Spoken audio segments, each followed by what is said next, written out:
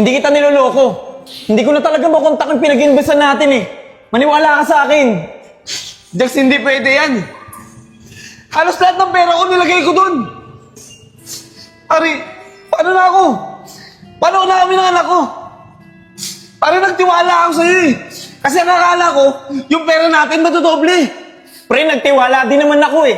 Kaya nga ininvest ko yung pera ko eh. Gumawa ka ng paraan para mabawi natin yung pera natin. Hindi pwedeng ganito, yung ko na bumalik sa hirap. Huwag kang mag-alala, Nad. Pabalitaan na lang kita kapag nakontak ko na yung pinag-investan natin. Sa ngayon eh, wala tayong ibang magagawa kundi maghintay. Pero pagka umabot pa to ng mga 1 linggo, magsasampa na tayo ng kaso laban sa kanila. Jax, alam mo ba yung sinasabi mo? Magsasampa ng kaso? Eh wala na akong pera eh. Ano pang ibabayad ko sa abogado para magsampa ng kaso? Sige nga. Ganun ba, Nad? Huwag kang mag-alala. Gagawan ko ng paraan. O paano? Dito muna ako Pabalitaan na lang kita. Sige, Jax. May tiwala ako sa'yo. Gawin mo lahat para mabawi natin yung pera natin. Oo, Nad. Basta, antayin mo yung tawag ko. Sige, pare.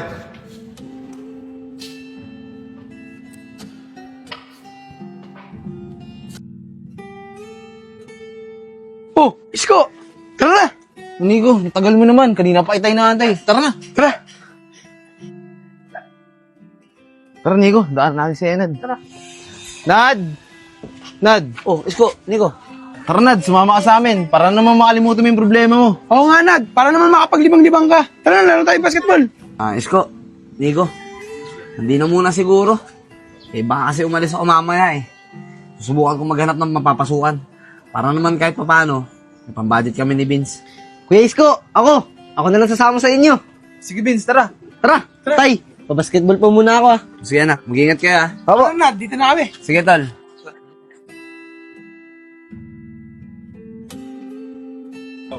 Tara, Isko. Daan natin si Joseph. Baka sumama. Sige, tara. Sep! Sep. Sep! Wait lang po. Uy, kay Nico, Vince, Kuya Isko, ba't po kayo nandito? Chong, andyan ba tatay mo? Yayain sana namin mag-basketball Ay, wala po dito si tatay. Nag-renew po ng lisensya. Ganun ba, Chong? Ikaw, Chong. Gusto mo ba sumama? Magbabasketball kami. Oo nga, Chong. Tara, sama ka sa amin. Ay, sige po, Kuya Nico, sama po ako sa inyo. O, tara na, Chong. Tara po.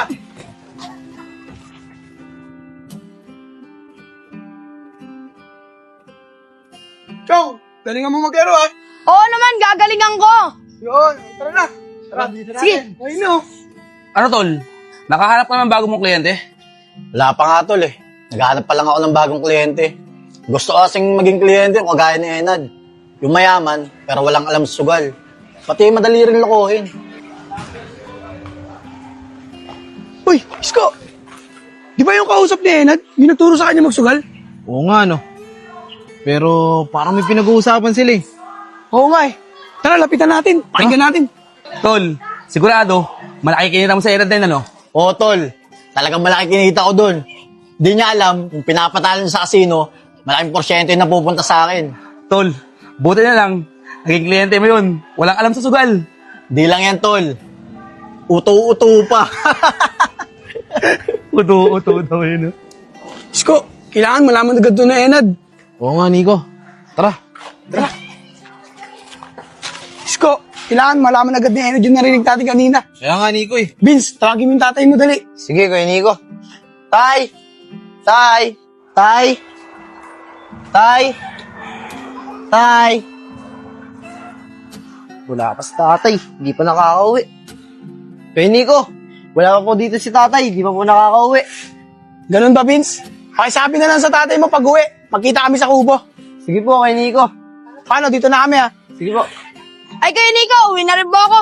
Sige, Enjong, pakisabi na lang sa tatay mo pag dumatay, magkita kami sa kubo. Sige po, Kuya Nico. Sige, tara, Isko.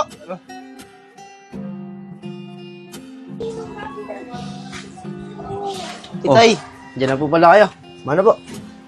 Nak, may maganda balita ako sa'yo. Natanggap na kasi ako dun sa trabahong in-applyan ko kanina. Kaya bukas na bukas, may trabaho na ako. Ayos po yun, tay. May trabaho ka na po. Siya nga po pala. May pinapasabi si Kuya Nico. Pagdating niyo daw po, pumunta daw po kayong kubo. Isasabihin daw po siya sa'yo importante. Ganun ba, anak? Ano yung sasabihin nila? Pero sige, ngayon ako pupunta. Dito ka na muna sa bahay, pupunta ko muna sila. Sige po, tay. Saka pala, magsayin ka na dyan, para pagbalik ko, ulam na lang bibili natin. Sige po.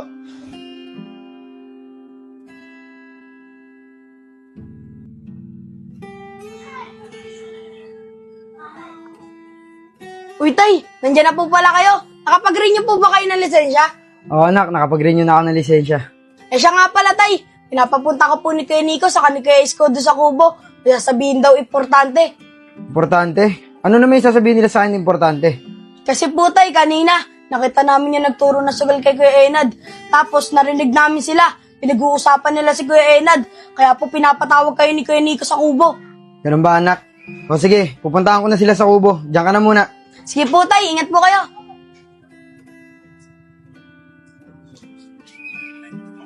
Oh, ayun na pala si Enad eh. Isko, Nico, nabagit sa akin ng anak ko na may sasabihin daw sa akin importante. Ano ba yun? Oo, Nad. May sasabihin kami sa'yo. Oh, ayun na pala si Joseph, oh. Uy, Nico, Isko. Uy, nandito ka rin pala, Nad. Nico, sabi ng anak ko, may sasabihin daw kayo sa akin importante. Ano ba yun? Ayun nga mga tol. Nakita kasi namin yung nagturo kay Enad magsugal. At narinig namin yung pinag-uusapan nila. Nad, narinig namin, sa tuwing natatalo ka noon sa kasino, malaking porsyento pala napupunta sa kanya. Ganun ba, Nico? Kaya pala kahit anong gawin ko, hindi ako manalo dun sa kasino na yun. At hindi ko rin mabawi yung mga perang natalo sa akin. Tama ka, Nad. Baka pinagplanuhan ka talaga ng tao na yan. Nico, saan nyo siya nakita? Pwede nyo bang samahan ako sa kanya? Sa Montebilla, Nad. Andun sila. Tara, Sep, sumama ka na rin. Puntahan natin siya. Tara.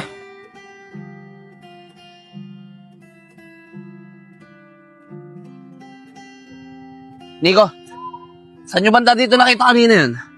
Andun lang sila kanina eh. Baka umalis na. Di bale. Antayin na lang natin. Kasi sigurado ako, nasa kasino na yun ngayon.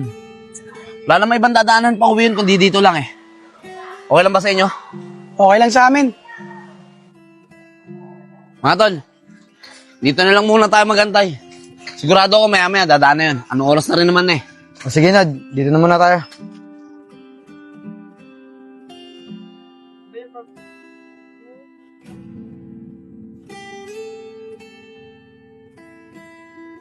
Tol, wala tayong kinita ngayon, ah. Oo nga tol eh. Wala tayong nakitang client. Kaya mo, bukas, baka makahanap tayo ng client. E di paldo na naman tayo. Sana nga, tol.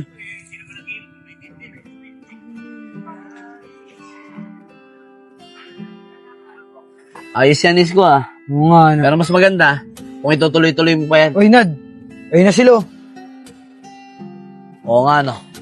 Sep, tara. Lapitan natin sila. Tara. Hoy, Kevin. Mag-usap nga tayo. Totoo ba tong sinasabi ng mga tropa ko? Narinig ka daw nila eh. May kinalaman ka ba sa pagkatalo ko sa sugal? At kung bakit naubos yung mga pera ko? Ang pinagsasabi mo, Nad, wala akong alam sa sinasabi mo. Anong walang alam? Narinig ka namin kanina na malaki na kukuha mo sa natatalo kay Enad. Ah, ganun ba? Narinig nyo pala. Di ko nakasalanan yun. Kasalanan ng kaibigan nyo yun. Kasi nagpaloko siya. Napakasama mo, Kevin! Ibalik mo yung pera ko! Bakit, Nad? Sasaktan mo ko? Sige, subukan mo.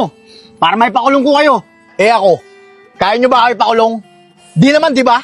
Kasi wala kayong ebidensya na niloko ko kayo. Kaya bitawan mo nga ako. Nad, tama na yan.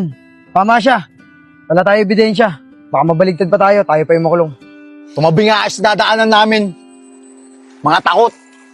Lalo ka na. Uto-uto.